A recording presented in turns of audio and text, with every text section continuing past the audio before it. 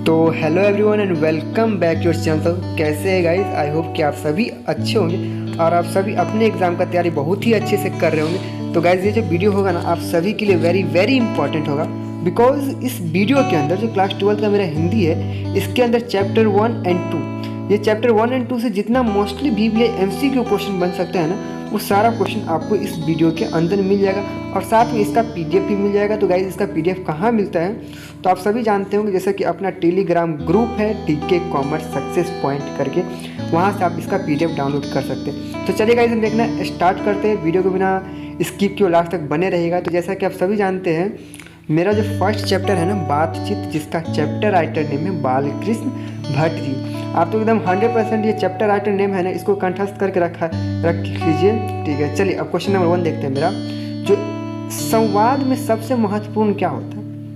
आप बताइए कि संवाद में जो होता है सबसे महत्वपूर्ण क्या होता है? तर्क होना चाहिए, जिज्ञासा होना चाहिए, आत्मीयता होना चाहिए, प्रभावपूर्ण भाषा होना चाहिए। तो इसका राइट आंसर बाबू होगा आत्मीयता होना चाहिए। सी इज द राइट आंसर। अब पूछ रहे हैं कि बालकृष्ण भट्ट का जन्म हुआ था, ये बताइए कि बालकृष्ण भट्ट का जन्म कब हुआ था?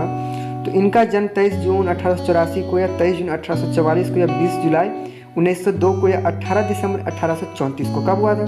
तो इनका जो जन्म हुआ था ना बाबू 23 जून 1844 को इनका जन्म हुआ था। B is the right answer. चल 3 है, कौन सी रचना बालकृष्ण भट्ट की नहीं है?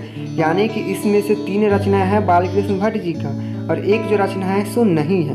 तो देखिए नूतन ब्रह्मचारी भी बालकृष्ण भट्ट जी की रचना है, 100 अजान एक सुजान का भी है, सद्भाव का अभाव ये भी है। तो डी जो देख रहे हैं बाबू घ परीक्षा गुरु, ये इनका रचना नहीं है। तो चलिए 4 क्वेश्चन नंबर देखते हैं। तो 3 का राइट आंसर डी घ होगा। चलिए 4 क्वेश्चन नंबर है मेरा, कौन सी रचना बालकृष्ण भट्ट की है? रेल का टिकट, कछुआ धर्म, रेणुका या परिचय विद्या। बताइए 4 का राइट आंसर बाबू क्या होना चाहिए? तो इसमें से जो है ना रेल का विकट खेल ये इनकी रचना है। ये इज द राइट आंसर 4 का। चलिए 5 मेरा, बातचीत निबंध के माध्यम से लेखक बालकृष्ण भट्ट क्या बताना चाहते हैं? तो बताइए इसका राइट आंसर क्या होगा? देखिए संवाद की शैली की नहीं है, भाषण की शैली नहीं है। B is the right answer. ख जो है बातचीत की शैली बताना चाहते हैं, जैसा कि आप चैप्टर नेम ही है बातचीत, ठीक है। बातचीत निबंध के निबंधकार कौन है? तो महाशय ये पूछ रहे हैं कि बातचीत जो चैप्टर है ना इसका राइटर नेम कौन सा है, इसका राइटर कौन है? तो simple is the C is the right answer Balkrishna Bhatt. अब वेरी इंपॉर्टेंट है कि बालकृष्ण भट्ट किस युग के रचनाकार है? भारतेंदु युग, प्रेमचंद युग, द्विवेदी युग या इनमें से कोई नहीं? तो बाबू इसका राइट आंसर होगा ना भारतेंदु युग। ए इज द राइट आंसर। चलिए हिंदी प्रदीप नामक मासिक पत्र निकालना प्रारंभ किया था। हिंदी प्रदीप नामक मासिक पत्र निकालना प्रारंभ किया था, कौन किया था बताइए? ये प्रताप नारायण मिश्र ने या राधा चरण गोस्वामी ने, बालकृष्ण भट्ट या भारतेंदु हरिश्चंद्र? तो बाबू इसका राइट आंसर होगा ना बालकृष्ण भट्ट जी ही ने निकाला था। कौन सा? तो हिंदी प्रदीप नामक मासिक पत्र, ठीक है। अब क्वेश्चन नंबर मेरा 9 है कि बालकृष्ण भट्ट का उपन्यास है, बतलाइए क्या है? किरातर जुड़ने है, नूतन ब्रह्मचारी है, सीता वनवास है, नई रोशनी का विष है। तो बाबू इसका B is the right answer, Nutan Brahmachari इनका उपन्यास है। बातचीत की साहित्य विद्या कैसी है? बताइए बातचीत की साहित्य विद्या है, ये मोस्टली BBA ये सब क्वेश्चन। तो क्या ये जो निबंध है ना, तो क्या बातचीत की साहित्य विद्या क्या है? ये इसका राइट आंसर आएगा क, निबंध इज द राइट आंसर। अब देख रहे क्वेश्चन नंबर अब देखेंगे हम क्वेश्चन नंबर 13 देखेंगे, ये 11 देखेंगे। बातचीत के जरिए भाव बनकर क्या निकल जाता है? कलेश, द्वेष, मवाद और धुआं या इश्र? तो बाबू इसका राइट आंसर न होगा मवाद और धुआं। सी इज द राइट आंसर। बात करने का हुनर किसके पास है? अमेरिका वासियों के पास, जापानियों के पास, यूरोप के लोगों के पास या हमारे पास? तो इसका यूरोप के लोगों के पास है, okay. C is the right answer. असल बातचीत सिर्फ 2 व्यक्ति की हो सकती है। यह जो कथन है ना किसका है? बतलाइए भट्ट जी का है, एडिसन का है, नेहरू जी का है या तुक्का राम का है? तो 13 का राइट आंसर बाबू edition is the right answer, 13 का B is the right answer. ठीक है, बाल कृष्ण भट्ट ने एंट्रेंस परीक्षा कब उत्तीर्ण की थी? बताइए। सन 1867, 1872, 1880, 1856। ये कब किए थे? तो 1867 इज द राइट आंसर। चलिए क्वेश्चन नंबर 15 है। भट्ट जी ने, उन्हीं का बालकृष्ण भट्ट जी को शॉर्टकट में भट्ट जी कह दिए हैं। भट्ट जी ने हिंदी प्रदीप का संचालन कितने वर्ष किए थे? कितने वर्ष में किए थे? भट्ट जी ने हिंदी प्रदीप का संचालन कितने वर्ष किया था? अब बतलाइए कि ये कितना वर्ष भट्ट जी संचालन किए थे। तो बाबू इसका जो राइट आंसर होगा 30, 31, 32, 33। तो इसका right answer D is the right answer, 33 वर्ष। बालकृष्ण भट्ट के पिता का नाम क्या था? टेनी प्रसाद, बेनी प्रसाद, या टेनी प्रसाद, या सैनी प्रसाद? बताइए, पढ़े हैं तो Beni Prasad Bhatt is the right answer. Question number 17 है मेरा। बातचीत शीर्षक निबंध के अनुसार जो कुछ मवाद या धुआं जमा रहता है वह भाप बनकर निकल पड़ता है। कैसे? बहस करके, झगड़ा करके, बातचीत के जरिए, हंसने से। बहुत ही ईजी, इसका आंसर आप आराम से कर सकते हो कि बातचीत के जरिए। सी इज द राइट आंसर। ठीक है, बालकृष्ण भट्ट ने किस पत्रिका का संपादन किया था? तो इससे पहले भी आप देख चुके हैं, हिंदी प्रदीप नामक का देखे थे। तो हिंदी प्रदीप नामक पत्रिका का संपादन किए थे। ठीक है ना। आचार्य रामचंद्र शुक्ल ने निबंधकार के रूप में किसे अंग्रेजी साहित्य के एडिशन और स्टील के श्रेणी में रखा है? तो बताइए इसका राइट आंसर क्या होना चाहिए? जगदीश चंद्र माथुर नहीं, प्रेमचंद्र नहीं, प्रताप नारायण मिश्र नहीं। C is the right answer, Balkrishna Bhatt. तो बालकृष्ण भट्ट की जो रचना है इसमें से कौन सी रचना है? अब देखिए, जुठान तो है नहीं, रोज तो है नहीं, बातचीत है, तो इनका रचना तो बातचीत ही है ना। तो वेरी इजी क्वेश्चन है कि इसका राइट आंसर क्या होना चाहिए? बातचीत ही होना चाहिए। बालकृष्ण भट्ट किस काल के रचनाकार हैं? आदिकाल के, रीति काल के, भक्ति काल के, या आधुनिक काल के? तो बताइए किस काल के रचनाकार हैं? तो ये आधुनिक काल के रचनाकार हैं। 22 है। मनुष्य की बातचीत का उत्तम तरीका क्या है?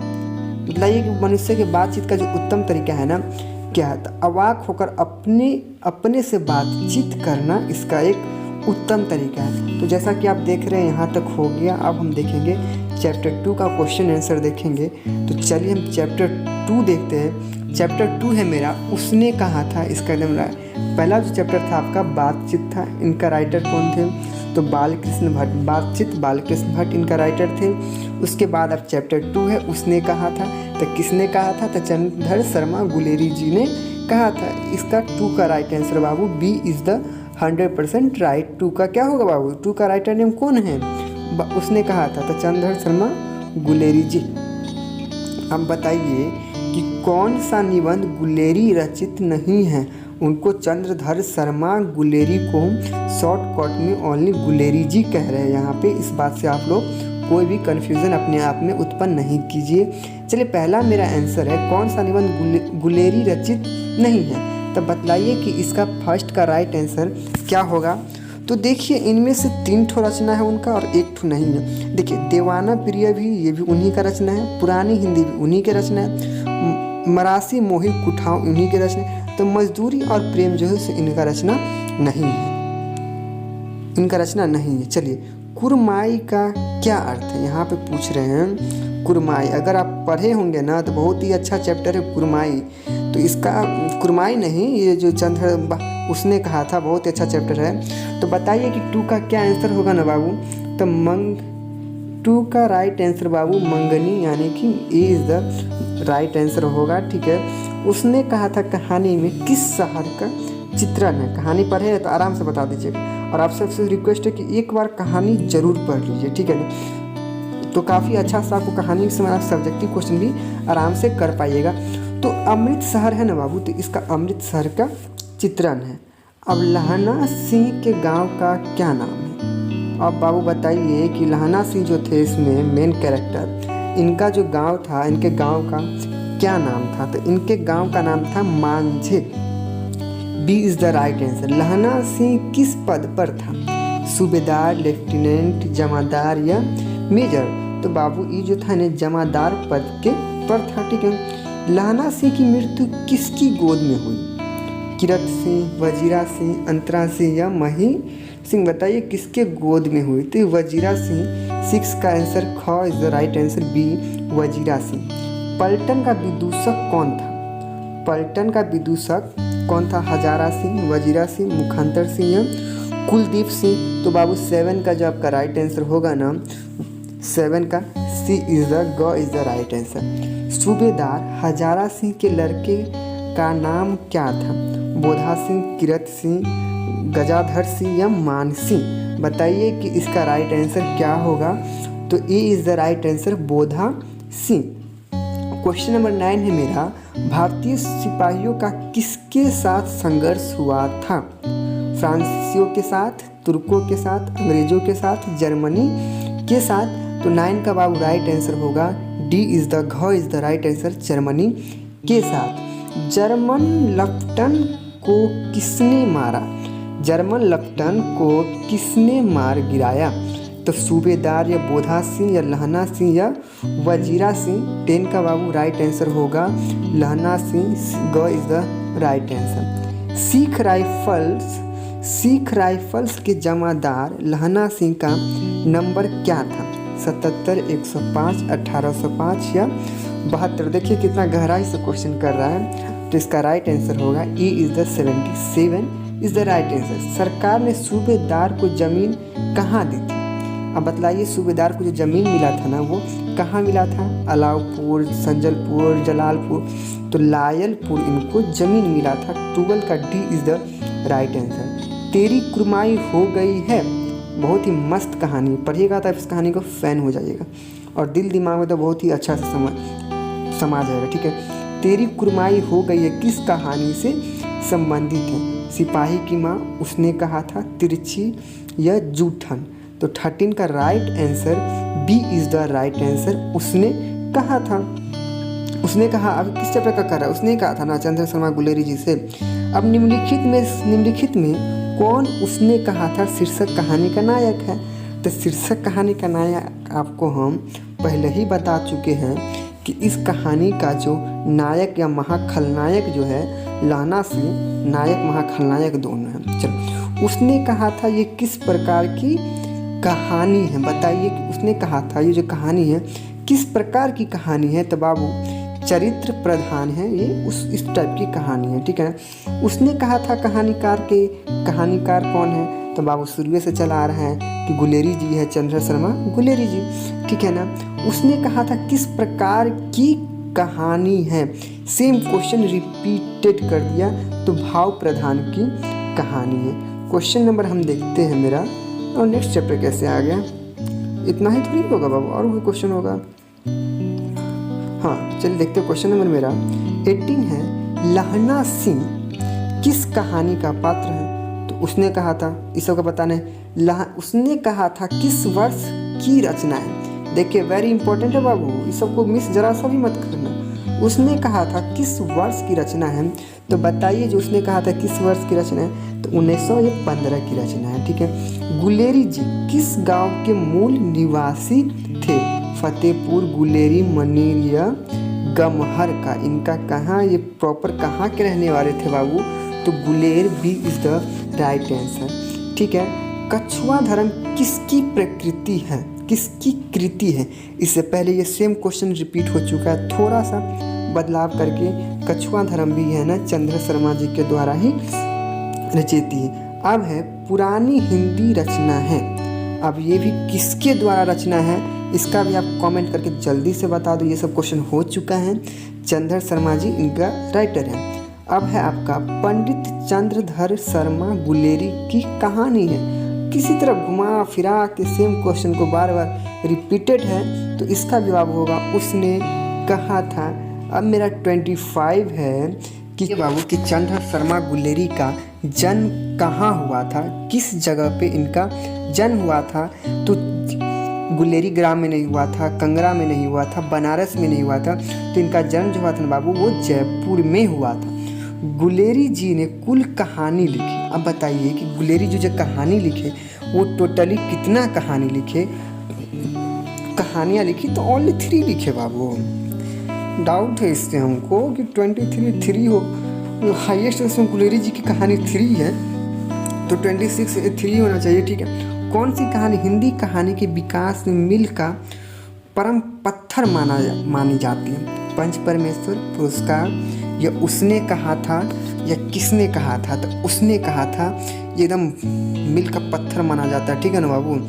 अब 28 है मेरा लास्ट क्वेश्चन, मेरा होगा 28 कि उसने कहा था कहानी है, युद्ध की कहानी है, दिव्य प्रेम कहानी है, प्रेम पर बलिदान होने की कहानी है, या क्या कहानी है? तो इसका राइट आंसर बाबू क्या होगा? तो प्रेम पर बलिदान होने की कहानी है।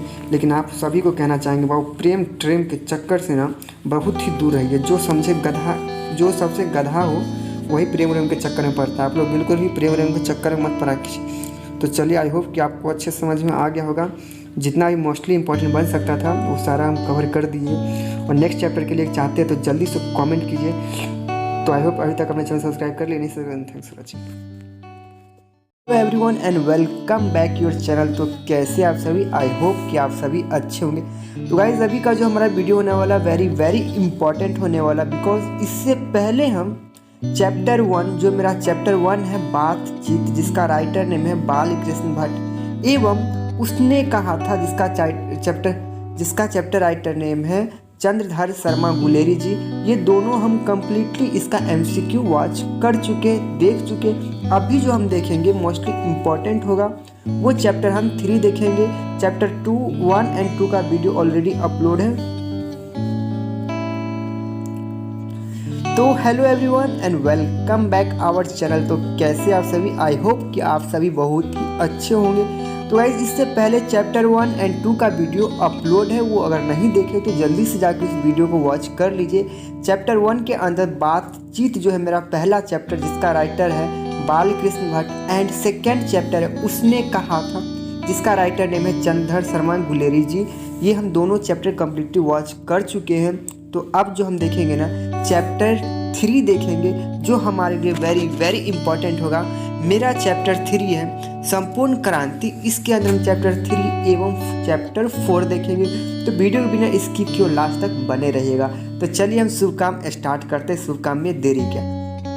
तो मेरा पहला MCQ क्वेश्चन, पहला तो आप एकदम अच्छे से याद रखिएगा कि संपूर्ण क्रांति का राइटर नेम क्या है, उनके राइटर नेम का क्या, उनका जो राइटर है उनका क्या नाम है। तो संपूर्ण क्रांति जो रचयिता है वो जयप्रकाश नारायण जी, एकदम अच्छे से याद करिए। ठीक है, तो चलिए हम क्वेश्चन नंबर 1 देखना स्टार्ट करते हैं कि जयप्रकाश नारायण की पत्नी का नाम क्या था। चलिए, ये पूछ रहा है जयप्रकाश नारायण जी की पत्नी का क्या नाम था।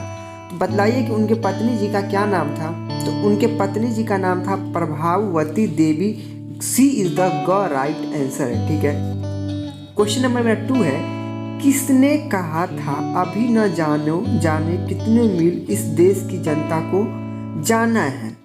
किसने कहा था बताइए। अगर क्वेश्चन पर इसका कहानी पढ़े होंगे तो आप आराम से इसका बता सकते हैं। तो ये जो जवाहरलाल नेहरू है ना, ये कहे थे। ठीक है, किस अस्पताल में दिनकर जी का निधन हुआ?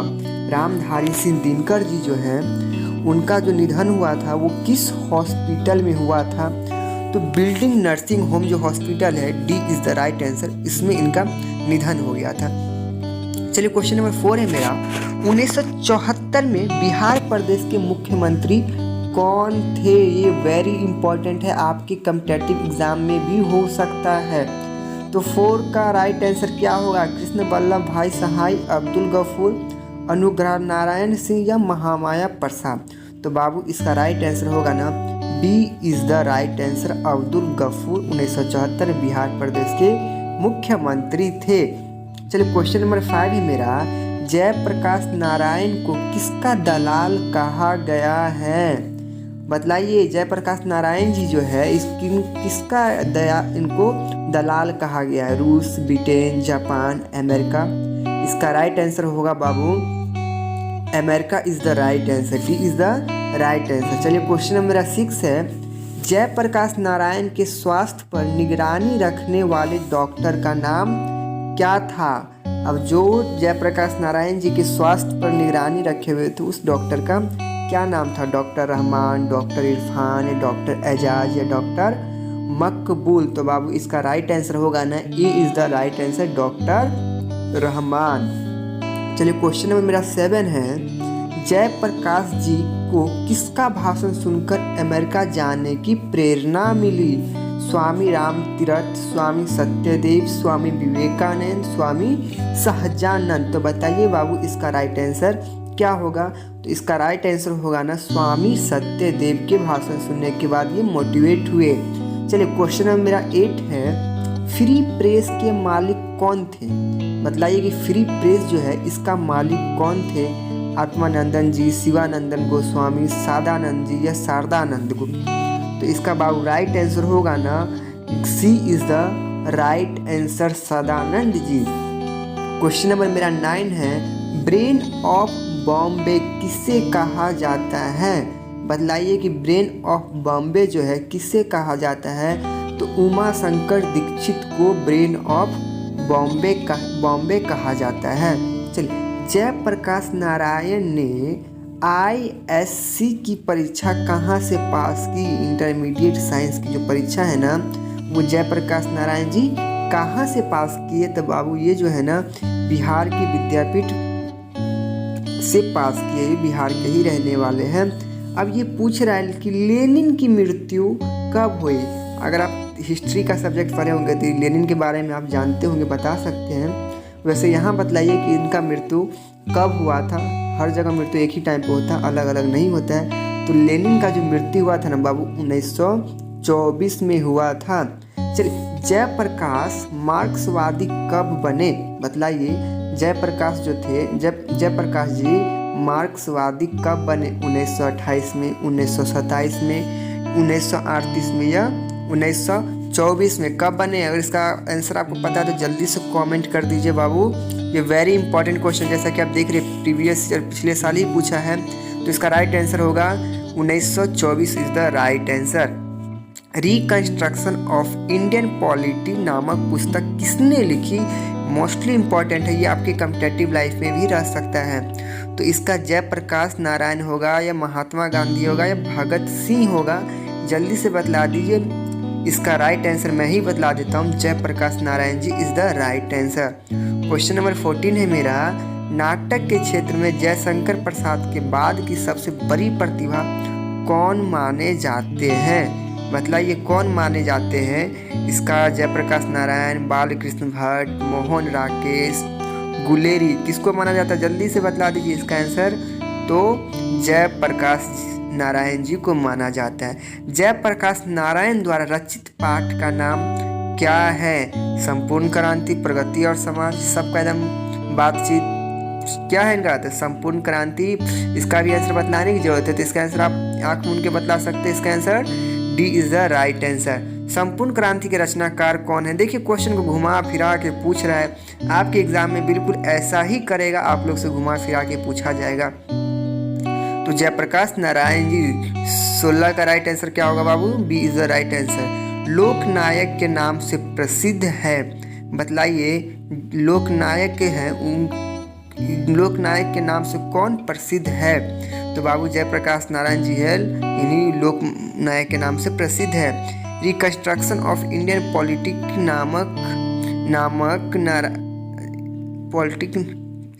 Reconstruction of Indian polity Jayaprakash Narayan की किस रचना विद्या से संबंधित है? बतलाइए निबंध है, कविता है, उपन्यास है या नाटक है? तो बाबू इसका राइट आंसर होगा ना, यह एक कविता है। क्या होगा? क्वेश्चन नंबर 19 है मेरा, गरीब की बेरोजगारी बढ़ती जाती है कहा गया है? बातचीत में, शिक्षा में, संपूर्ण क्रांति में या प्रगति और समाज में? तो अभी जो हम चैप्टर पढ़ रहे हैं उसका क्या नाम है? संपूर्ण क्रांति है। तो इस किस में ही कहा जाएगा? तो ये संपूर्ण क्रांति में ही कहा जाएगा। तो इसका राइट आंसर बाबू क्या होगा? इसका राइट आंसर होगा C is the 100% right answer, no any doubt. अब क्वेश्चन नंबर मेरा 20 होगा ना, 19 के बाद क्या 20? हाँ 21 है कि प्रेमचंद्र की रचना है। अब बतलाइए प्रेमचंद्र की जो रचना है इसमें से कौन सा जो है प्रेमचंद्र की रचना है? क्वेश्चन यहाँ पे छूट रहा है बाबू, क्या लग तो ऐसा ही रहा है। क्वेश्चन 19 के बाद 20 आना चाहिए, 21 होगा ना। क्वेश्चन नंबर 19 हो गया इधर।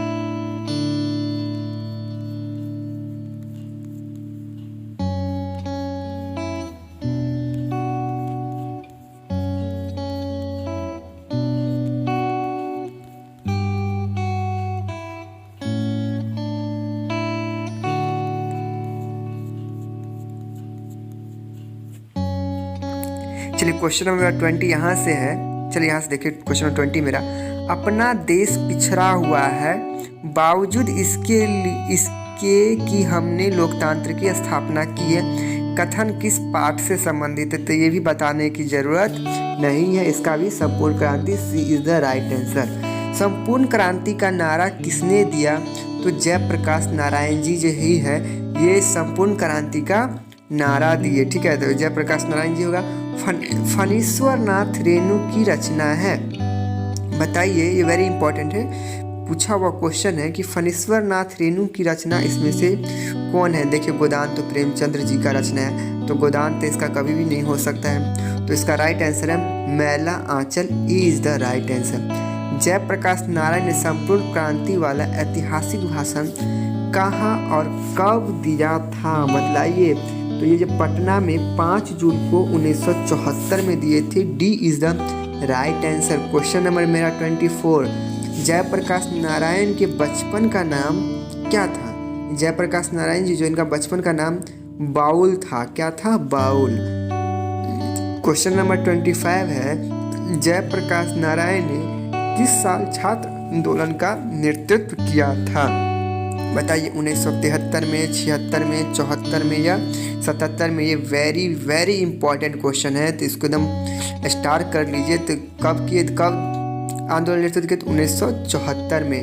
जयप्रकाश नारायण जी के पिताजी का क्या नाम था? बतलाइए कि जयप्रकाश नारायण जी जो है इनके पिता का नाम क्या था? तो इनके पिता का नाम था हरसु दयाल जी। चलिए, प्रजा सोशलिस्ट पार्टी का गठन कब हुआ था? बतलाइए कि प्रजा सोशलिस्ट पार्टी जो है इसका जो गठन है ना कब हुआ था? नहीं, देखिए इनके पिताश्री का नाम कुछ और था, इनके पिताश्री का नाम नहीं राइट है, इनके पिताश्री का नाम क्या था? हरसु दयाल ही थे। चलिए ठीक, क्वेश्चन नंबर 27 है मेरा, प्रजा सोशलिस्ट पार्टी का गठन कब हुआ था? 1952 में, 49 में, 47 में या 47 या 62 में? जल्दी से बता दीजिए कि इसका राइट आंसर क्या होगा। तो प्रजा सोशलिस्ट पार्टी का गठन 1952 में हुआ था। चलिए, जयप्रकाश नारायण को भारत रत्न की उपाधि कब दी गई? बताइए, जयप्रकाश नारायण को भारत रत्न की उपाधि कब मिली? जल्दी से बतलाइए, इनको कब मिला? तो इनको जो मिला ना 1998 में मिला। जयप्रकाश नारायण का जन्म कब हुआ था? इनका बस डेट ऑफ बर्थ बतला दीजिए, और ये इस चैप्टर का लास्ट और आखिरी क्वेश्चन होगा। तो ये होगा 11 अक्टूबर 1902 ईस्वी को जयप्रकाश नारायण जी का जन्म हुआ था।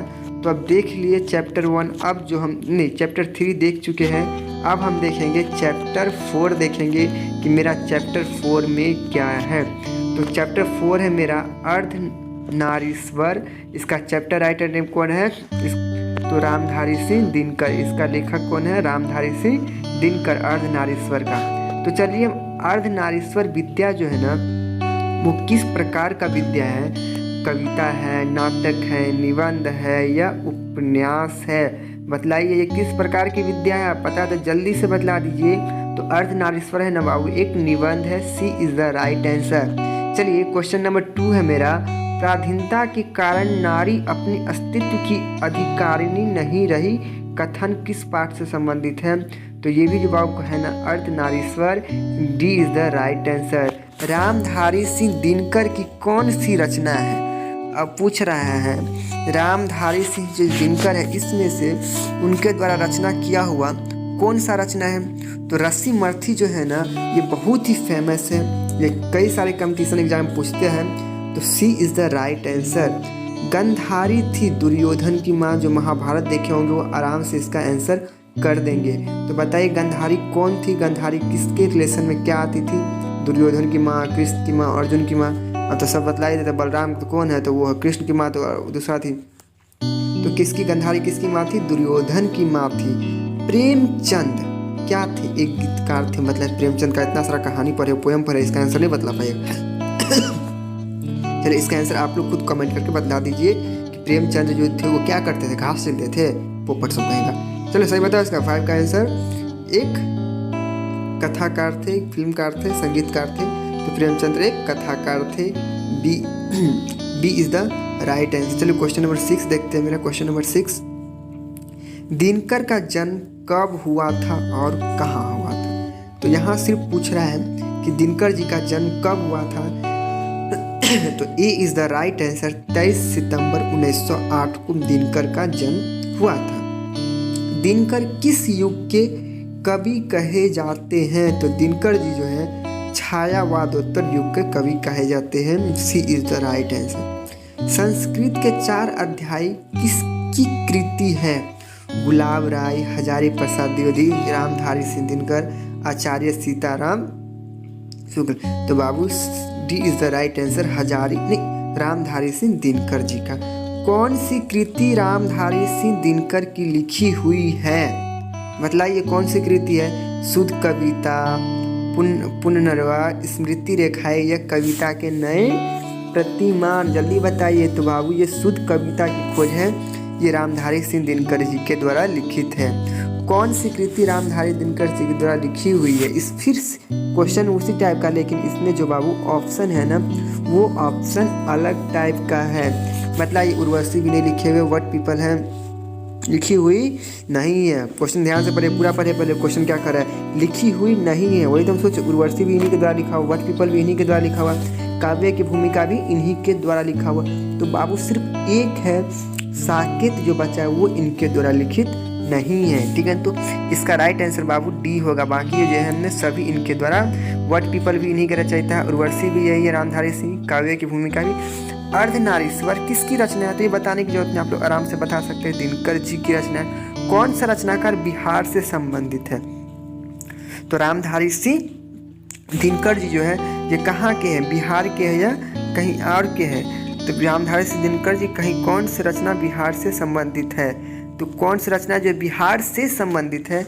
तो शमशेर बहादुर सिंह जो है ना बिहार से संबंधित है। किस रचनाकार की पंक्तियाँ है? नारी स्वपन है, नारी सुगंध है, नारी का, मैं क्या बोलूँ, मुझे तो नारी से बहुत नफरत है। बट आप लोग सोचिए कि मैं इज्जत करता हूँ, मैं नारी का रिस्पेक्ट करता हूँ बहुत ज़्यादा।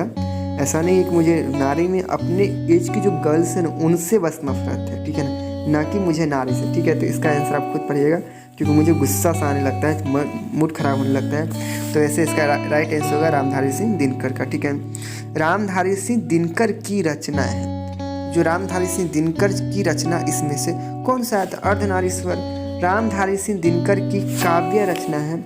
इसमें से बताइए कि काव्य रचना जो इसमें से कौन सा है? तो परशुराम की प्रतीक्षा इज द राइट आंसर। किस रचना पर दिनकर को साहित्य अकादमी पुरस्कार प्राप्त हुआ? तो संस्कृत के 4 अध्याय, रसीमर्थी, रेणुका या काव्य की भूमिका। तो बाबू संस्कृत के 4 अध्याय है ना, इन्हीं में इसको राष्ट्रीय साहित्य अकादमी पुरस्कार प्राप्त हुए। अर्धनारीश्वर किसका कल्पित रूप है? तो शिव और पार्वती का। ये जो भी हिंदू स्टूडेंट होंगे, कैंडिडेट होंगे, उनको तो कोई दिक्कत नहीं होगा। ठीक है, तो शिव और पार्वती राइट आंसर। पुरुष रूप तो वृक्ष बन गया पर नारी को उसने बना दिया। इसका भी सर तुम आंसर खुद दो। इसे नारी नारी इतना किया हुआ है ना, आरंभ है प्रचंड, जो जिस कवि की कल्पना में प्रेम हो उस कवि को तुम त्याग दो। तो मेरे साथ भी वही हो चुका बाबू, जिस कवि की कल्पना में प्रेम हो उसको हम सब त्याग देते हैं। ये आप लोगों को पढ़ाना है तो चल रहा है। वैसे मैं इसका आंसर बता देता हूँ। लता कामनी अपने साथ कैसे शांति लाए? कैसी शांति लाती है? यामिनी जैसी उजड़ी हुई, लहराती हुई या छुई हुई? तो बतलाइए कि इसका राइट आंसर क्या होगा? तो बाबू यामिनी जैसी। ठीक है, दिनकर जी को निम्न में से कौन सा पुरस्कार दिया गया था? पद्मश्री, पद्म भूषण, पद्म विभूषण या क्या, या पद्म? बतलाइए। तो पद्म विभूषण का पुरस्कार दिया गया था। क्वेश्चन नंबर मेरा क्या है? अब है मेरा 21 मेरा। चलिए, प्रेमचंद्र की रचना है, प्रेमचंद की शेखर ए जीवनी, पूस की रात, ये प्रेमचंद की रचना था, बड़ा ही फेमस है। इसमें जरा आप ही बतला दीजिए कि इसका राइट आंसर क्या होगा। तो पूस की रात है ना, प्रेमचंद की रचना है। दिनकर को किस कृति पर भारतीय ज्ञानपीठ का पुरस्कार मिला है? आई थिंक 22 का राइट आंसर उर्वशी, एकदम 100% राइट है बाबू। ये सब वेरी इंपॉर्टेंट है, कंप्यूटर स्टूडेंट को नहीं पता रहे तो किसको पता है। युद्ध और शांति की समस्या पर लिखी गई कृतियाँ कौन सी है? बतलाइए, युद्ध और शांति पर लिखी गई कृतियाँ कौन सी है? तो Kurukshetra is the right answer, ठीक है ना। अब है रोज चैप्टर, इसका नेक्स्ट वीडियो में जल्दी से कमेंट कीजिए, तो नेक्स्ट वीडियो में इस टॉपिक को कवर किया जाएगा 5 और 6 का। बस एक बार नज़र देख लीजिए। इसका रचयिता कौन है रोज का? सच्चिदानंद हीरानंद वात्सल्य, इनको शॉर्ट फॉर्म में ओनली अगया बोलते हैं। तो आई होप कि आपको अच्छे समझ में आ गया होगा। इसका PDF अपने टेलीग्राम ग्रुप में मिल जाएगा। Subscribe now and press the bell icon. तो चलिए, कहानी की नायिका कौन है अगर पता है तो जल्दी से कमेंट करके बता दीजिए। ए होगा या बी होगा या सी होगा या डी होगा? तो इसका राइट आंसर बाबू होगा B is the right answer. Malati is the 100% right answer. Second है, मेरा रोज कहानी में अतिथि बनकर कौन आता है? ए या बी या सी या डी, कौन आता है अतिथि बनकर? तो मालती के दूर के रिश्ते का भाई आता है, C is the right answer.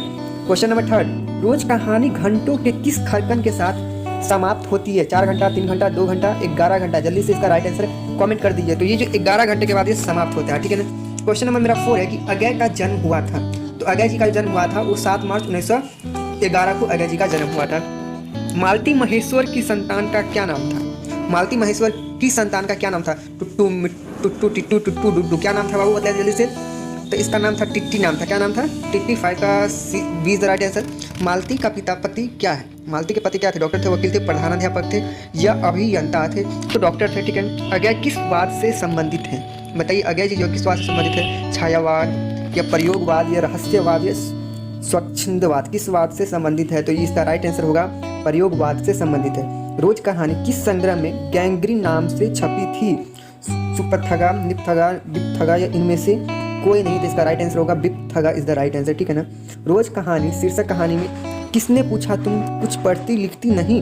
लेखक, पति ने, भाई ने, चाचा ने? किसने पूछा था? तो पति ने पूछा था, ठीक है ना। रोज शीर्षक कहानी में मालती मिट्टी का बर्तन गर्म पानी से क्यों धो रही थी? बताइए 10 का राइट आंसर क्या होगा? तो दही जमाने के लिए, वैसे भी हम लोग दही जमाने के लिए बर्तन धोते हैं, ठीक है। रोज कहानी के लेखक है, बताइए अभी जो हम पढ़ रहे हैं रोज चैप्टर, इसका लेखक कौन है? रामधारी सिंह दिनकर, अगय जी या मोहन राकेश या उदय प्रकाश? तो उदय प्रकाश तिरछी का है, मोहन राकेश सिपाही और माँ का है, रामधारी सिंह दिनकर अर्धनारीश्वर का है और अगय बचा तो अगय जी है रोज का लेखक है, ठीक है। क्वेश्चन नंबर 12 है मेरा, किस कहानी का शीर्षक गैंग्रीन था? उसने कहा था रोज रस्सी का टुकड़ा। तो बाबू अभी हम क्या पढ़, रोज ही ना पढ़ रहे हैं, तो इसका भी राइट आंसर 12 का right answer B is the right answer, ठीक है ना। किसके बिना नई कहानी की कल्पना नहीं की जा सकती थी?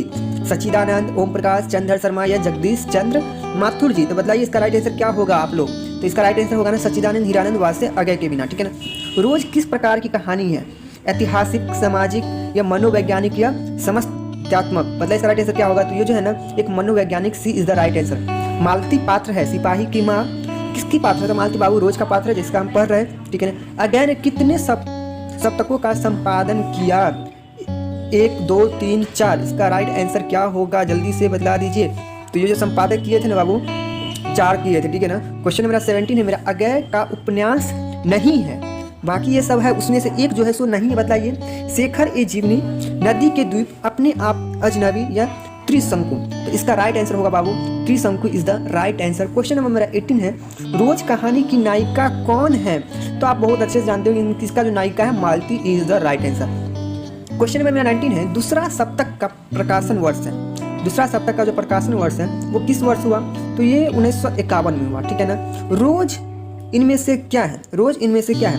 एक निबंध है, रोज इनमें से क्या है? निबंध है, कहानी है, उपन्यास है, आलोचना अंश है? इसमें से क्या है? तो बाबू ये कहानी है, ठीक है ना। अब इसके बाद हम देखेंगे मेरा चैप्टर होगा 6, तो एक लेख और एक पत्र है जिसका चैप्टर राइटर नेम है, ठीक है, एक लेख और पत्र भगत सिंह। चलिए हम देखना बिना देरी के साथ, शुभ काम में देरी क्यों, स्टार्ट करते हैं। एक लेख और एक पत्र, ठीक है ना। तो भगत सिंह का जन्म कब हुआ था? अगर इसका चैप्टर नहीं पढ़े तो एक बार पढ़ लीजिएगा, आपको MCQ समझने में बहुत ही आसान होगा, ठीक है ना। तो चलिए हम देखना स्टार्ट करते हैं। क्वेश्चन नंबर 1 है मेरा कि भगत सिंह का जन्म कब हुआ था? बताइए, महान क्रांतिकारी है। तो इनका जन्म हुआ था 28 सितंबर 1907 को हुआ था। भगत सिंह को फांसी दी गई थी। भगत सिंह को फांसी कब दी गई थी? तो 23 मार्च 1931 को। इनको भी कोई भूल सकता है भगत सिंह को? भगत सिंह, सुखदेव और एक और थे, तीनों का, ठीक है ना। प्रथम विश्व युद्ध में इंग्लैंड किसके विरुद्ध लड़ा था? भारत के, ऑस्ट्रेलिया के, अमेरिका के या जर्मनी के? तो बाबू ये जर्मनी के विरुद्ध लड़ा था। चौरी चौरा कांड कब हुआ था? इसका राइट आंसर, ये सब कॉम्पिटिटिव एग्जाम में पूछता है, तो 1922 में जो है ना चौरी चौरा कांड हुआ था। भगत सिंह की पहली गिरफ्तारी कब हुई थी? देखो बाबू कितना महान क्रांतिकारी थे, बाकी में गिरफ्तारी होता है। चलिए बताइए, भगत सिंह की पहली गिरफ्तारी कब हुई थी? 1924, 1926, 28 या 30 में? तो इनकी पहली गिरफ्तारी जो हुई थी ना बाबू 26 में हुई थी। एक लेख और एक पत्र के लेखक कौन हैं? इनको इसका तो आंसर आप खुद कमेंट करके बता दो। भगत लेख और एक पत्र में भगत सिंह ने किसको पत्र लिखा है? किनको पत्र लिखा है बताइए? जो एक लेख और पत्र है, जो पत्री है ना, जो लिखा है, किसको लिखा है? सुखदेव को। भगत सिंह, सुखदेव, राजगुरु, ये तीनों को एक साथ फांसी पड़ा था, ठीक है ना। तो किसको पत्र भेजे थे ये भगत सिंह? सुखदेव को, ठीक है ना। जीवन को समाप्त कर देना तो कायरता है, किसका कथन है बताइए? ये महान क्रांतिकारी भगत सिंह जी का कथन है, ठीक है। भगत सिंह ने कैसी मृत्यु को सुंदर कहा? अपराध के बदले दी गई फांसी, देश के सेवा बदले? इसका राइट आंसर बाबू आप लोग बताइए। आप लोग के अंदर देशभक्ति की भावना होगी ना, तो इसका आंसर आप लोग आराम से दे सकते हैं, ठीक है ना। तो क्या होगा इसका आंसर? कमेंट करके बता दीजिएगा। एक लेख और एक पत्र के लेखक हैं कौन? बहुत ईजी है, Bhagat Singh is the right answer, ठीक है ना। कुलबीर सिंह और कुलतार सिंह भगत सिंह के कौन थे? चाचा, मामा, भाई या भतीजा थे? तो ये जो थे ना भाई थे, कुलतार सिंह भगत सिंह के, ठीक है ना। गणेश शंकर विद्यार्थी किस पत्र का संपादक थे? मर्यादा, ब्राह्मण, करमवीर, प्रताप? बतलाइए। तो ये जो प्रताप देख रहे हैं इसी के संपादक थे। गणेश शंकर विद्यार्थी के बारे में कौन नहीं जानते होंगे, आप लोग भी इनके बारे में रूबरू होइएगा, ठीक है ना। भगत सिंह ने अपने मित्रों के साथ केंद्रीय असेंबली में बम कब फेंका था? बताइए कब बम फेंका था? तो इसका राइट आंसर बाबू क्या होना चाहिए? 8 अप्रैल 1929 को बम फेंका था, ठीक है। बंदी जीवन किसका कृति है? बंदी जीवन किसका कृति? रविन्द्रनाथ ठाकुर का, माइकल मधुसूदन का, शरतचंद्र चट्टोपाध्याय का, रविचंद्र सन्याल का? तो इसका राइट आंसर बाबू होगा D is the right answer, ठीक है ना। प्रताप के संस्थापक संपादक कौन है? प्रताप के, तो इससे पहले हम इसका आंसर देख चुके हैं। गणेश शंकर विद्यार्थी इज द राइट आंसर, ठीक है। भगत सिंह के पिता और चाचा किसके सहयोगी थे? बटुकेश्वर दत्त, चंद्रशेखर दत्त, लाला लाजपत राय या सुखदेव? तो बाबू ये लाला लाजपत राय के सहयोगी थे। एक बार मूवी देख लीजिएगा, शहीद मूवी, सारा क्वेश्चन उसी से है। भगत सिंह के चाचा का नाम क्या था? भगत सिंह के चाचा का नाम क्या था? सुप्रीत सिंह, अजीत सिंह, रंजीत सिंह? तो इनके भगत सिंह का चाचा का नाम था ना अजीत सिंह। बाबू हम भी मूवी देखे हुए, इसलिए इसका राइट सभी का हमको पता अच्छे से। विद्यार्थी और राजनीति शीर्षक निबंध किसका हुआ? विद्यार्थी और राजनीति शीर्षक निबंध किसका लिखा हुआ है? विद्यार्थी और रामचंद्र शुक्ल, गुलाब राय, दिनकर या भगत सिंह को? तो ये जो लिखा हुआ है ना भगत सिंह, मात्र इनको 18 साल की उम्र में ही 17 साल की उम्र फांसी। मतवाला पत्रिका कहाँ से निकलती है? कानपुर से, पटना से, वाराणसी से या कोलकाता से? तो ये निकलता है ना बाबू कलकत्ता या कोलकाता, बोलिए, दोनों जगह एक ही नाम है, दोनों एक ही जगह है, ठीक है ना। भगत सिंह प्रभावित थे महात्मा गांधी से, फ्रॉइड से, कार्ल मार्क्स से, एडलर से? तो ये जो ना कार्ल मार्क्स से प्रभावित, ठीक है। मैं नास्तिक क्यों हूँ या किसका लेखकन है? मैं नास्तिक क्यों हूँ या किसका लेख है? भगत सिंह, सुखदेव, चंद्रशेखर आजाद या खुदीराम बोस का? तो इसका राइट आंसर बाबू आप लोग कमेंट करके बता दीजिएगा। आई होप कि आपको अच्छे से समझ में आ गया होगा, कहीं कोई दिक्कत नहीं हुआ होगा, कुछ प्रॉब्लम है तो कमेंट कीजिए। और भी अदर सब्जेक्ट का वीडियो अपलोड है, और अभी तक अपने चैनल सब्सक्राइब नहीं किया तो चैनल सब्सक्राइब कर लीजिए। Subscribe now and press the bell icon. Never miss an update. जिसका राइटर है जगदीश चंद्र माथुर। तो चलिए हम क्वेश्चन नंबर 1 से देखना स्टार्ट करते हैं। थारण शब्द किस शब्द से विकसित है? थल, थार, स्थल या स्थान से? तो बाबू ये जो है ना थार से विकसित है थारण शब्द। फर्स्ट का right answer B is the right answer. चलिए क्वेश्चन नंबर 2 है, कर्नाट वंश के राजा हरि सिंह को किसका मुकाबला करना पड़ा था? तो बाबू ये Ghiyasuddin Tughlaq, A is the right answer. Champaran में धांगर कहाँ से आए? इसका आंसर आप कमेंट करके बता दीजिए कि इसका राइट आंसर क्या होगा, और मैं आप लोग कमेंट पिन करूँगा जो सबसे पहले इसका राइट आंसर बताएंगे। चलिए, गांधी जी चंपारण में कब आए थे, बताइए कि इसका राइट आंसर क्या होगा। अप्रैल 1918 या 1920 या जून 1917 या अप्रैल 1917 में। तो ये जो आए थे ना गांधी जी, अप्रैल 1917 को, ठीक है ना। 3 कठिया प्रथा का संबंध था, बताइए। ये सब आप हिस्ट्री पढ़े होंगे तो इसका राइट आंसर आराम से कर सकते हैं। 3 कठिया प्रथा का संबंध था, ईख से, तंबाकू से, मसाला से। तो इसका राइट आंसर बाबू D is the right answer, नील से, ठीक है ना। मठ के महंत ने गांधी जी को कहाँ शरण दी, एक जामुन के पेड़ के नीचे अपने मठ में, एक झोपड़ी में, एक महुए के पेड़ के नीचे। तो बताइए कि इसका राइट आंसर क्या होगा।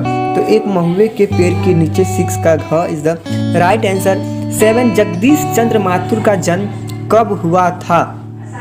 जगदीश चंद्र माथुर का जन्म 16 जुलाई 1917 को हुआ था। वैशाली महोत्सव का बीजारोपण किया अगय जगदीश चंद्र माथुर, श्री कृष्ण या अशोक वाजपेयी ने। तो इसका राइट आंसर होगा जगदीश चंद्र माथुर। कौन सी कृति माथुर जी की नहीं है, इसमें से 3 कृति है और 1 कृति नहीं है, तो बतलाइए कौन सी है। मेरी बांसुरी इन्हीं की है, बंदी भी इन्हीं के, कोर्नाट भी इन्हीं के। तो रेशम की टाई जो है ना इनकी नहीं है।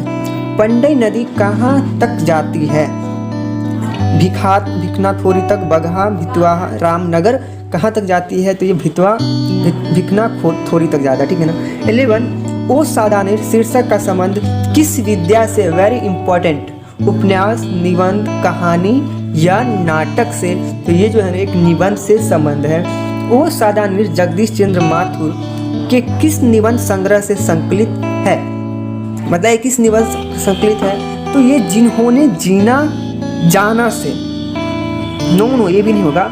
तो इसका राइट आंसर बाबू होगा 10 तस्वीरें भी, 10 तस्वीरें से नहीं होगा, जिन्होंने जीना से नहीं, शारदिया से नहीं। तो C is the right answer.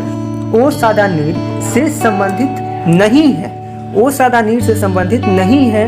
3 है संबंधित और 1 जो है संबंधित नहीं है। बतलाइए वो जो कौन है जो इससे संबंधित नहीं है। देखिए, गंगा भी है, ब्रह्मपुत्रा भी है, कृष्णा भी संबंधित है। तो बच क्या गया मेरा, डी बच गया, गंडक से संबंधित नहीं है। क्वेश्चन नंबर 14 है, ओ सादानीर शीर्षक पाठ में किस महापुरुष की चर्चा आई है। महात्मा गांधी, पंडित जवाहरलाल नेहरू या लोकमान्य बाल गंगाधर तिलक या सुभाष चंद्र बोस। बतलाइए इसका राइट आंसर क्या होगा। तो आप सभी जानते हैं, जिसको हम राष्ट्रपिता के नाम से जानते हैं, Mahatma Gandhi is the right answer. O Sadanira शीर्षक पाठ के लेखक है तो जगदीश चंद्र माथुर बहुत ईजी है। ओ सादानीर बिहार के किस भूभाग की संकलित वर्णन है, किस भूभाग की संकलित वर्णन है। बताइए कि इसका राइट आंसर क्या होगा। तो चंपारण जो है ना ये संकलित, इसी में नील वाला भी मामला आया, गांधी जी भी चंपारण आए, ठीक है। इनमें से कौन सी रचना जगदीश चंद्र माथुर की है।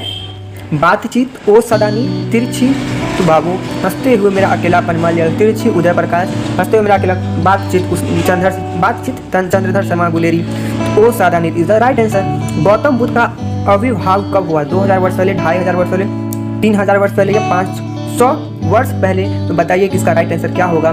तो 2500 वर्ष पहले। कौन सी कृति जगदीश चंद्र माथुर की है। जानवर और जानवर, कहानी की नई कहानी, यायावार रहेगा याद, भोर का तारा। तो ये जो देख रहे हैं बाबू, D is the right answer, बाकी तीनों नहीं है। वो सादानीर किसको निमित्त बनाकर लिखा गया है। गंगा, गंडक, यमुना, महानदी। तो इसमें से राइट आंसर क्या होगा। तो Mahanadi is the right answer, ठीक है ना। बजराज कहाँ बन रहा था। बजराज कहाँ, बेलगांव में, भितरवा में, अमोलवा में या भैंसा लोटन में। गजब गजब गांव का नाम सब है, तो वैसे इसका भैंसा Lotan is the right answer, ठीक है ना। आम्रपाली ने तथागत को क्या सौंपा था, क्या सौंपा था बताइए। आप ही लोग इसका आंसर थोड़ा बतला दीजिए। आम्रवन सौंपा था, ठीक है ना। बिहार का कौन सा विशाल स्तूप प्राचीन स्थापत्य की अभूतपूर्व कृति है। नंदगढ़, भागलपुर, देवनंद, चंपारण। इसका राइट आंसर क्या होगा। तो मैं बता दूं, इसका Nandgarh is the right answer. O Sadanira निबंध किस पुस्तक से लिया गया है। बताइए कि किस पुस्तक से लिया गया है। बिखरते क्षण से नहीं, नील कुसुम से नहीं, हीरे के हरिनाम से नहीं। तो बोलते क्षण से लिया गया है। 24 इज द राइट आंसर। तो अब जो हम देखेंगे, अब देखेंगे हम चैप्टर 1 मेरा होगा सिपाही की माँ, मोहन और राकेश जिसके राइटर हैं। तो चलिए हम देखना स्टार्ट करते हैं, ठीक है ना। तो मुन्नी और मानक की माँ का नाम था मुन्नी और मानक जो उसके माँ का क्या नाम था, तो बिस्नी उसकी माँ का नाम था। ग इज द राइट आंसर। सिपाही की माँ एकांकी के अनुसार लड़ाई कहाँ हो रही है, लाहौर में, बर्मा में, बंगाल में, जापान में, तो B is the right answer, Burma में। मोहन राकेश की एकांकी का शीर्षक है रोज, सिपाही की माँ, जूठन, यह शिक्षा। 3 का राइट आंसर क्या होगा, ख इज द राइट आंसर। सिपाही की माँ एकांकी में कुंती कौन है, कौन है कुंती, बिसनदेव की बहन, सिपाही की माँ या परोसन, तो इसका राइट आंसर परोसिन। खेस क्या होता है, खेस जो है वो क्या होता है, रेशमी चादर, ऊनी चादर, मोटे कंबल, क्या होगा, तो ये मोटे सूती बुनी चादर, ठीक है ना। C is the right answer. किसके करों के मोती तारों की तरह चमकते हैं, तारों के, बंतों के, मुन्नी के, कुंती के, बता दो बाबू, तारों के, ठीक है ना। निम्नलिखित में बिस्नी की परोसन कौन है, आभा, बिमला, कुंती, माधुरी, कौन है बाबू इसका, तो ये जो है ना कुंती देवी जो है ना बाबू, कुंती देवी इज द राइट आंसर, ठीक है ना। क्या हुआ इसका right answer, Kunti. Question number मेरा 8 क्या है, मुन्नी किस दिन मानक की चिट्ठी के आने का भविष्यवाणी करती है, क्या गहराई से क्वेश्चन पूछ दिया है बाबू। बुध को नहीं, बृहस्पति को नहीं, सोम को नहीं, मंगल को करती है। घ इज द राइट आंसर। मैं इसकी लाश ले जाकर चील और कौवे के आगे डाल दूंगा, यह कथन कौन कहता है, मानक, सिपाही, दीनू चौधरी, तो सिपाही जी जो है ना ये कहते हैं। हर सिपाही का थोड़ा जुनून अलग होता है। सिपाही की माँ एकांकी किस पुस्तक से ली गई है, अंडे के छिलके तथा अन्य एकांकी से ली गई है। सॉरी बाबू, 10 का राइट आंसर क्या होगा, A is the right answer, ठीक है ना। मुन्नी कौन थी, सुखनी की बेटी, रजनी की बेटी, शिवनी की बेटी, बिस्नी की बेटी, तो बिस्नी की बेटी इज द राइट आंसर। सिपाही की माँ एकांकी के एकांकीकार कौन है, मोहन राकेश, दिनकर, भगत सिंह, अजय या, मतलब इसका राइट आंसर आप लोग खुद बताइएगा कमेंट करके, ठीक है ना। इसका आंसर बताइए, ठीक है ना। मोहन राकेश नहीं जाने जाते हैं कहानी के लिए, कविता के लिए, नाटक के लिए, उपन्यास के लिए, तो ये जो है ना कविता के लिए नहीं जाने जाते। मोहन राकेश को बिल्कुल भी कविता में इंटरेस्ट नहीं है, ठीक है ना। सिपाही की माँ की रचना विद्या है एकांकी, उपन्यास, नाटक या कहानी। पहला नंबर की सिपाही की माँ की रचना की विद्या है, ये है कौन, तो ये जो है कहानी मोहन राकेश है। अब मोहन राकेश तो कविता लिखने का ऑप्शन, कविता में तो इंटरेस्टिंग है नहीं, कविता तो है भी नहीं, तो वैसे मैं इसका राइट आंसर बता दूं, एकांकी की रचना की विद्या। सिपाही की माँ निम्नलिखित में से कौन है, बताओ, कुंती है, मुन्नी है, बिस्नी है या इनमें से कोई नहीं, तो बाबू बिस्नी इज द राइट आंसर। सिपाही की माँ एकांकी में कुल पात्र है कितना, 4 है, 8 है, 6 है या 5 है, तो इसका राइट आंसर हो जाएगा आपको, सिपाही की माँ एकांकी में कुल पात्र है, इसका राइट आंसर हो जाएगा क्या है, 8 पात्र, ठीक है। किस पाठ में यह उद्धरण आया है, फौजी वहाँ लड़ने के लिए है, वे भाग नहीं सकते, जो फौज छोड़कर भागता उसे गोली मार दी जाती है, तो इसका राइट आंसर होगा सिपाही की माँ। मोहन राकेश का जन्म कब हुआ था, तो इनका जो जन्म है सन 1925 ईस्वी में हुआ था। इनमें से कौन सी कृति मोहन राकेश की है, जिंदगी मुस्कुराई, जानवर और जानवर, कोसी घटावर या बहती गंगा, तो जानवर और जानवर is the right answer, B is the right answer. कौन सी कृति मोहन राकेश की नहीं है, बताइए, इसमें से कोई एक कृति है जो मोहन राकेश की नहीं, एक और जिंदगी ये भी, अंधेरे बंद कमरे ये भी, आधे अधूरे ये भी, इतिहास और आलोचना ये नहीं है, ठीक है। सिपाही की माँ किस एकांकी संग्रह से लिया गया है, किस एकांकी संग्रह से लिया गया है, तो अंडे के छिलके तथा अन्य एकांकी से लिया गया है, ठीक है ना। ओके, हो गया आपका कंप्लीट। तो आई होप कि आपको समझ में आ गया हो, कहीं कुछ दिक्कत है, प्रॉब्लम है तो कमेंट कीजिए, और अभी तक अपने चैनल को सब्सक्राइब नहीं किया तो जल्दी से अपने चैनल को सब्सक्राइब कर लीजिए।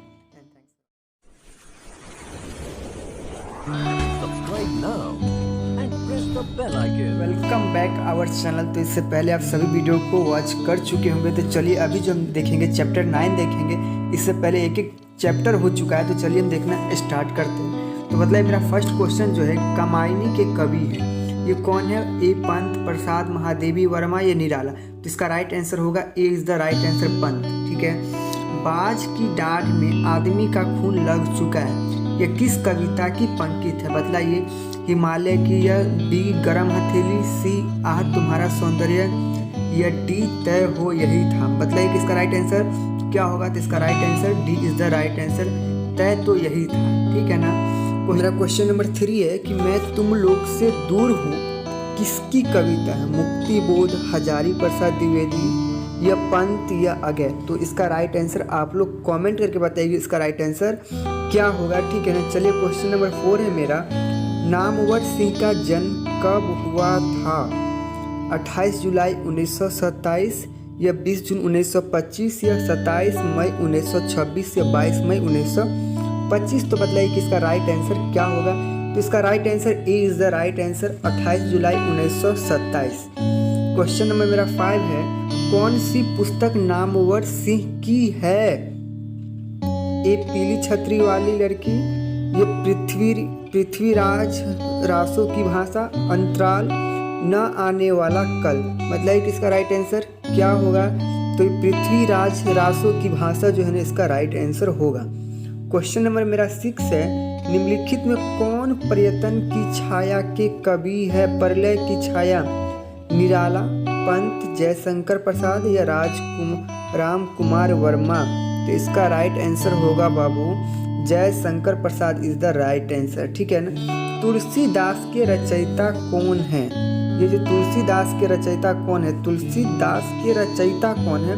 तुलसीदास, मैथिली शरण गुप्त, सुमित्रा नंदन पंत या सूर्यकांत त्रिपाठी निराला। तो इसका राइट आंसर होगा Suryakant Tripathi Nirala is the right answer.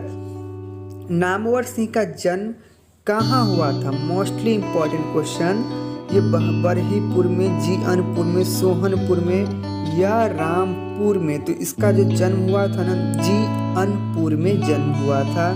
Question number 9 है मेरा, प्रगति और समाज निबंध किस निबंध संग्रह से लिया गया है? तो इसका राइट आंसर क्या होगा?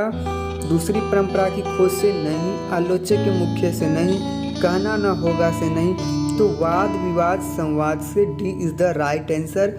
क्वेश्चन नंबर 10 है मेरा, प्रगति और समाज शीर्षक निबंध के लेखक है।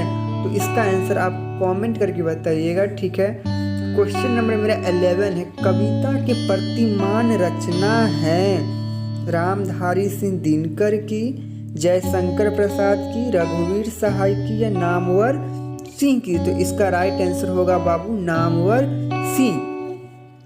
क्वेश्चन नंबर 12 है, प्रगति और समाज किस पुस्तक में संकलित है? कहना न होना, दूसरे परंपरा की खोज, वाद विवाद, आलोचना के मुख। तो इसका राइट आंसर है वाद विवाद, C is the right answer. Question number मेरा 13 है, नामवर सिंह द्वारा लिखित प्रगति और समाज क्या है? एक आलोचना है, निबंध है, एकांकी है या आत्मकथा है? तो ये एक आलोचना है, ए इज द राइट आंसर, ठीक है। प्रगति और समाज साहित्य की किस विद्या की रचना है? ललित निबंध, निबंध, आलोचनात्मक निबंध, आत्मकथा। तो इसका राइट आंसर है आलोचनात्मक निबंध is the right answer. Question number 15 है मेरा, नामवर सिंह के गुरु कौन थे? नामवर सिंह जी इनके गुरु कौन थे? Hazari Prasad Dwivedi is the right answer, first A is the right answer. Namvar Singh किस पत्रिका के संपादक रहे हैं? धर्मयुग, सारिका, आलोचना या इनमें से कोई नहीं। तो इसमें से जो राइट आंसर होगा ना, आलोचना इज द राइट आंसर। चलिए नेक्स्ट हम देखते हैं। क्वेश्चन नंबर 17 है मेरा, कौन सी पुस्तक नामवर सिंह की नहीं है? मतलब इसमें से 3 पुस्तक है और एक पुस्तक है जो इनकी नहीं है। तो बकलम खुदा ये भी है, ठीक है, और इतिहास और आलोचना ये भी। तिरछी तो उदय प्रकाश इसके लेखक है, ये तो नहीं है। तो इसका right answer C is the right answer, ठीक है ना। राम की शक्ति पूजा किसकी कविता है? पंत की, दिनकर की, महादेवी वर्मा या निराला जी का? तो 18 का राइट आंसर होगा निराला जी, ठीक है। नामवर सिंह को किस कृति पर साहित्य अकादमी पुरस्कार प्राप्त हुआ? कविता के लिए प्रतिमान, कहानी की नई कहानी या राम की शक्ति पूजा किस विद्या के कवि? तो निराला जी इसका 18 का राइट आंसर होगा निराला जी, ठीक है ना। उसके बाद है 19 क्वेश्चन है मेरा, नामवर सिंह को किस कृति पर साहित्य अकादमी पुरस्कार प्राप्त हुआ? तो बदलाइए इसका राइट आंसर क्या होगा? तो कविता के नए प्रतिमान पर इनको साहित्य अकादमी पुरस्कार प्राप्त हुआ। तो हम चैप्टर 9 देख लिए नामवर सिंह। अब जो हम देखेंगे, अब मेरा चैप्टर आएगा जूठन। हम हर वीडियो में 2-2 चैप्टर देखते हैं। इससे पहले हम सभी वीडियो में 2-2 चैप्टर देख चुके, वो अपलोड हैं। तो चलिए हम जूठन देखते हैं, जिसका राइटर नेम है ओम प्रकाश वाल्मीकि। तो चलिए हम देखना स्टार्ट करते हैं। आत्मकथा लेखक की माँ किसके यहाँ काम करती है? सोमदत्त तगा के घर, यज्ञदत्त तगा के घर, ब्रह्मदेव तगा के घर या ज्ञानदेव तगा के घर? इसका राइट आंसर क्या होगा? तो C is the right answer, Brahmadev Taga के घर। सुरेंद्र सिंह किसका पोता था? सुरेंद्र सिंह जो है ये किसका पोता है? सुखदेव सिंह त्यागी का। तो ये जो है ना सुखदेव सिंह त्यागी का पोता था है नहीं। कौन सा मास्टर है वो जो मेरे लड़के से झाड़ू लगवाते? किसका कथन? अगर चैप्टर आप पढ़े होंगे तो इसका आंसर आप आराम से कर सकते हैं। तो लेखक की माँ नहीं, लेखक के चाचा हैं, तो लेखक के पिताजी का ये कथन है। C is the right answer. Question number 4 है मेरा, लेखक ओम प्रकाश वाल्मीकि का जन्म हुआ था। लेखक जो है उनका जन्म कब हुआ था? तो उनका जन्म जो है ना 30 जून 1950 को हुआ था। ठीक है। क्वेश्चन नंबर 5 है मेरा, सलाम कहानी संग्रह के कहानीकार हैं? तो इसका जो कहानीकार है, ये जो जूठन जो राइटर है वही इनका भी है।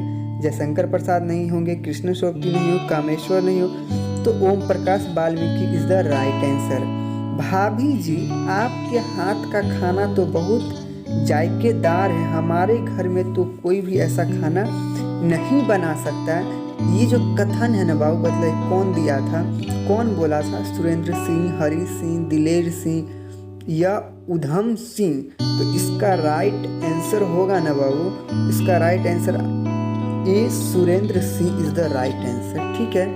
क्वेश्चन नंबर 7 है मेरा, लेखक ओम प्रकाश ने किस विषय में MA किया था?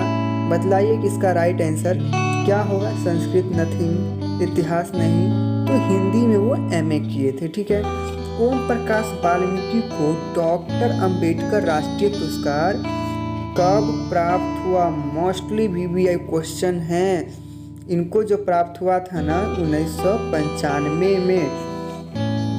आत्मकथा विद्या की रचना है, ये कैसी है बात? आत्मकथा विद्या की रचना है, बातचीत है, रोज है, जूठन है, हंसते हुए मेरा अकेलापन है, ये क्या है? तो बाबू जूठन इज द आत्मकथा राइट आंसर। जूठन शीर्षक रचना हिंदी साहित्य में कौन सी विद्या है? बतलाइए। रेखा चित्र, शब्द चित्र, आत्मकथा, कहानी? तो ये एक आत्मकथा है। क्वेश्चन नंबर 11 है, ओम प्रकाश वाल्मीकि की रचना है। इसका आंसर आप कमेंट करके बताइएगा कि इसका राइट आंसर क्या होगा। ठीक है। जूठन के हेडमास्टर का नाम क्या था? कालीराम, ख्यालियाराम, दालीराम या हुलासीराम? पता है तो जल्दी से कमेंट करके बता दीजिए। तो इसका राइट आंसर दालीराम। ओम प्रकाश ने किस नाट्यशाला की स्थापना की? मेघदूत। तो इसका राइट आंसर बाबू मेघदूत। इसका राइट आंसर बाबू क्या होगा? Yes, Meghdoot is the right answer. Question number मेरा 14 है कि मेघदूत नामक नाट्यशाला कहाँ स्थापित हुआ? उत्तर प्रदेश, बिहार, हरियाणा या Maharashtra? D is the right answer, Maharashtra. दलित साहित्य सौंदर्य शास्त्र के रचनाकार कौन है? बतलाइए। इसका जो रचनाकार है ना वो कौन है? तो इसका रचनाकार ओम प्रकाश वाल्मीकि है। D is the right answer. Question number मेरा 16 है कि जूठन किस चेतना की रचना है? संस्कृत चेतना, राजनीतिक चेतना, धार्मिक चेतना या दलित चेतना? तो बाबू ये एक राजनीतिक चेतना पे आधारित है। इसका right answer B is the right answer. Question number मेरा 17 है, अब और नहीं वाल्मीकि की किस विद्या की रचना है? कहानी, कविता, उपन्यास या निबंध? इसका राइट आंसर जल्दी बता दीजिए। तो कविता इज द राइट आंसर। जूठन में चित्रण हुआ है राजनीति विडंबन का, सामाजिक विषमता का, ऐतिहासिक चेतना का या शैक्षिक प्रवेश का? तो इसका राइट आंसर है सामाजिक विषमता का। तो अब जो आएगा नेक्स्ट चैप्टर मेरा होगा, अब मेरा नेक्स्ट चैप्टर होगा हंसते हुए मेरा अकेलापन, जिसके लेखक है मल्यज। तो ये अब ये होगा। तो चलिए नेक्स्ट वीडियो में आपको मिलेगा। तो इससे पहले अपने चैनल को सब्सक्राइब नहीं किए हुए तो अपने channel Subscribe now and press the bell icon. Welcome back our channel. तो चलिए हम देखना स्टार्ट करते हैं। 11 एंड 12 चैप्टर देखेंगे। इससे पहले हम सभी चैप्टर को देख चुके हैं। अगर नहीं देखे तो वीडियो को जाकर कंप्लीटेड वॉच कर लीजिए। तो चलिए हम देखना स्टार्ट करते हैं। मेरा चैप्टर पहला है 11 है हंसते हुए मेरा अकेलापन, जिसके लेखक है मल्यज। तो चलिए बतलाइए कि मल्यज का जन्म कब हुआ था? इसका आंसर आप कमेंट करके बताइएगा। जो सबसे पहले इसका आंसर करेगा उसका आंसर कमेंट में पिन कर दिया जाएगा। तो चलिए हम क्वेश्चन नंबर 2 देखते हैं कि कौन सी रचना मल्यज की है। कौन सी रचना है इसमें जो मल्यज की है? एक चादर मैली सी, भीनी भीनी भीनी, या कविता के साक्षात्कार, या मौत मुस्कुराई? तो C is the right answer, कविता के साक्षात्कार। सुरक्षा कहाँ हो सकती है? घर के भीतर, अंधेरे में, पलायन में, चुनौती को झेलने में? तो इसका भी आंसर आप आराम से बतला सकते हैं, चुनौती को झेलने में। रचने और भोगने का रिश्ता कैसा होता है? बतलाइए, रचने और भोगने का जो रिश्ता है कैसा होता है? द्वंद्वात्मक होता है, सहयोगात्मक होता है, नकारात्मक होता है, या निषेधात्मक? तो बाबू ये द्वंद्वात्मक होता है।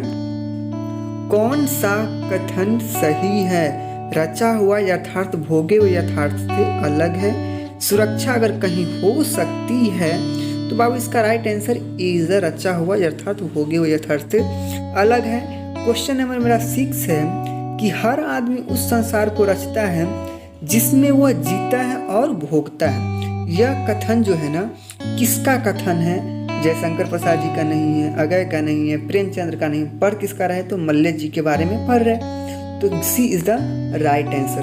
क्वेश्चन नंबर मेरा 7 है कि जख्म पर धूल शीर्षक कविता किसकी रचना है? बतलाइए, मोस्ट इम्पॉर्टेंट क्वेश्चन है। तो मल्यज जी का रचना है, ठीक है। हंसते हुए मेरा अकेलापन कौन सी लेखन विद्या है? बतलाइए कौन सी? तो डायरी लेखन विद्या इज द राइट आंसर। हंसते हुए मेरा अकेलापन के लेखक कौन है? इसका आंसर कमेंट करके बता दीजिए, ठीक है। डायरी विद्या से संबंधित रचना है तो हंसते हुए मेरा अकेलापन 10 का राइट आंसर होगा। C is the right answer. मल्यज की रचना है, मल्यज की इसमें से जो कौन सी है जो मल्यज जी का रचना है? रामचंद्र शुक्ल, सदियों की संताप, बकलम खुद न आने वाला कल। तो 11 का राइट आंसर रामचंद्र शुक्ल। मल्यज का मूल नाम क्या है? Mostly important question. तो भरत जी श्रीवास्तव मल्यज का मूल नाम है। तो चलिए अब मेरा जो है ना 11 चैप्टर कंप्लीट हो गया। अब हम देखेंगे 12 चैप्टर। तो हम देखना स्टार्ट करते हैं। मेरा जो 12 चैप्टर है तिरछी है, जिसके लेखक है उदय प्रकाश जी। एकदम ये सब अच्छे से कंठस्थ कर लीजिए। तो चलिए हम देखना स्टार्ट करते। तिरछी कैसी कहानी है? तिरछी जो है वो किस प्रकार की कहानी है? मिथकीय, मनोवैज्ञानिक, सांस्कृतिक या प्रतीकात्मक? तो प्रतीकात्मक, D is the right answer. पिताजी की मृत्यु कैसे होती है? तिरछी के काटने पर, धतूरे के जहर से, दुर्घटना से, मानसिक सदमे और अधिक रक्तस्राव से। तो 2 का right answer, D is the right answer. तिरछी क्या होता है? जंगली सांप, दरियाई घोड़ा, बिस्खापर या भेड़िया? तो बाबू इसका बिस्खापर 3 का D is the right answer. एक जहरीला लिजार्ड जिसको छिपकली बोलते हैं। अरेवा परेवा उदय प्रकाश की कैसी कृति है? तो बाबू उपन्यास नहीं है, कहानी संग्रह है। 4 का right answer B is the right answer. ठीक है, 5 है मेरा, तिरछी को कैसी कहानी माना जाता है? एक आदर्शवादी नहीं, आदर्शोन्मुख कहानी नहीं, जादुई अर्थार्थ की कहानी माना जाता। 5 का सी इज द राइट आंसर। तिरछी कहानी की केंद्रीय घटना का संबंध किससे है? कहानीकार से है। किससे है बदला? ये तो तिरछी कहानी की केंद्रीय घटना का संबंध किससे है? कहानीकार से है, कहानीकार की माँ से है, कहानीकार के पिता से है, तो कहानीकार के पिता से है। ठीक है ना। मास्टर नंदलाल किस गांव के निवासी थे? सोमरा के नहीं, Palra is the right answer. Bank के पास किस पान वाले की दुकान? बैंक के पास किस पान वाले की दुकान थी? जाधव की नहीं, सोनू की नहीं, नहीं बुन्नू का था, तो Bunnu is the right answer. 8 का राइट आंसर सी होगा। तो चलिए हम देखना स्टार्ट करते हैं। यहाँ तक तो हम देख चुके हैं। अब मैं 8 नंबर मेरा 9 क्वेश्चन नंबर किधर है? 9 क्वेश्चन नंबर मेरा तो 9 क्वेश्चन नंबर मेरा है, तिरछी शीर्षक पाठ में लेखक के पिताजी कितने साल के थे? तो ये 55, ए इज द राइट आंसर, 55 साल की। एक उत्तर आधुनिक त्रासदी है। मैंगो सूल, सुनो कारीगर, दरियाई घोड़ा या तिरछी? तो ये D is the right answer, तिरछी। तिरछी कहानीकार के रचनाकार कौन है? इसका आंसर आप कमेंट करके बतलाइए। इतबारी कॉलोनी संबंधित है। इतबारी कॉलोनी जो संबंधित है संपूर्ण क्रांति, तिरछी से, शिक्षा से। क्या एक शिक्षा से संबंधित है? 13 है मेरा, कहानीकार को सपने में बोलने और चीखने की आदत है। यह किसने बतलाया था? किसने बतलाया था? कहानीकार के पिता, तो कहानीकार की माँ ने बतलाया था। ठीक है। तिरछी कहानी पिताजी का नाम क्या है? अगर चैप्टर पढ़े होंगे तो बहुत ही अच्छे से इसका आंसर आप कर सकते। रामनिहाल प्रसाद नहीं, Ram Swarath Prasad is the right answer. क्या होगा? 14 का B is the right answer. 15 है मेरा कि कहानीकार तिरछी की लाश को जलाने में जंगल में किसके साथ गया था? सानू, भानु, थानू, किसके साथ गया था? तो सी थानू के साथ गया था। पंडित रामा अवतार क्या थे? एक ज्योतिष से, वैद्य थे, राजनेता थे या ज्योतिष और वैद्य दोनों थे? तो D is the right answer, ज्योतिष और वैद्य दोनों थे। उदय प्रकाश का जन्म कब हुआ था? मतलब ये उदय प्रकाश का जन्म जो है कब हुआ था? तो 1 जनवरी 1952 को इनका जन्म हुआ था। ठीक है। क्वेश्चन नंबर 18 है, कौन सी कृति उदय प्रकाश की है? इसमें से सिर्फ एक है, बाकी नहीं है। तिरछी, रिच नहीं, लिहाज नहीं, ली, दरियाई घोड़ा इनका कृति है। क्वेश्चन नंबर 19 है मेरा, कौन सी कृति उदय प्रकाश की है? पीली छतरी वाली लड़की, टूटा हुआ पुल, पॉल गोमर का स्कूल। तो इसका right answer C is the right answer. तो आई होप कि आप अच्छे से समझ गए होंगे और इसका पीडीएफ चाहते हैं तो अपना टेलीग्राम ग्रुप ज्वाइन कर लीजिए, वहाँ से आपको इसका पीडीएफ मिल जाएगा।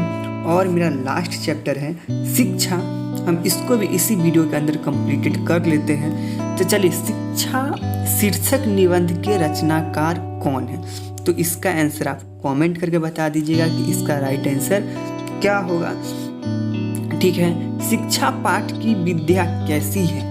एक संभाषण है, भाषण, उपदेश है या कहानी है? तो ये जो है ना एक संभाषण है। ठीक है। जे कृष्णमूर्ति किस रूप में देखे जाते हैं? महामनीषी, तपस्वी, दूसरे बुद्ध या सुकराता? तो इसका राइट आंसर होगा दूसरे बुद्ध के रूप में जाने जाते हैं जे कृष्णमूर्ति। क्वेश्चन नंबर 4, जे कृष्णमूर्ति का जन्म किस राज्य में हुआ था? तो एक एपी जो जिसको हम बोलते हैं आंध्र प्रदेश में इनका जन्म हुआ था। लॉर्ड बेटर किन में विश्व शिक्षा के रूप में देखते थे?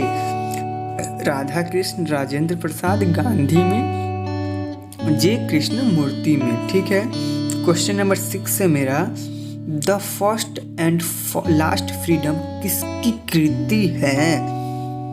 अब्दुल कलाम नथिंग, पटाभी सीतामढ़ी नहीं, तो इसका right answer C is the right answer, Jai Krishna Murthy.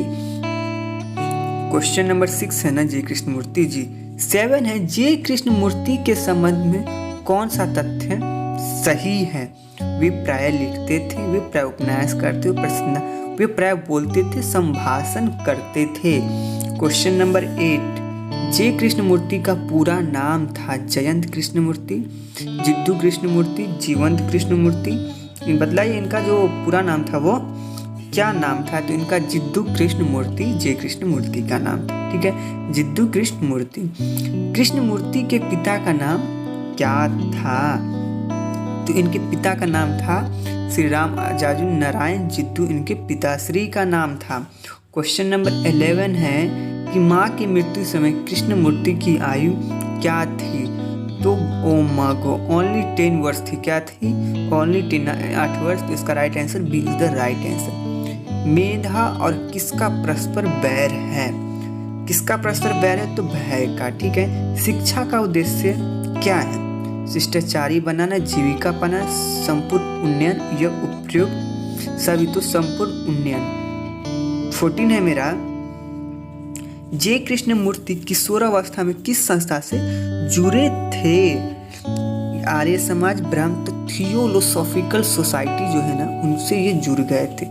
Question number मेरा 15 है, शिक्षा शीर्षक पाठ के अनुसार सत्य की खोज तभी संभव है जब स्वतंत्र हो, चिंतन हो, मनन हो या विचार हो। तो इसका right answer 15 is the right answer, स्वतंत्र हो। तो इसी तरह हमने पूरा वीडियो पूरा हम चैप्टर देख चुके हैं। इसका सारा वीडियो ऑलरेडी अपलोड है, तो आई होप कि अच्छे समझ में आ गया होगा।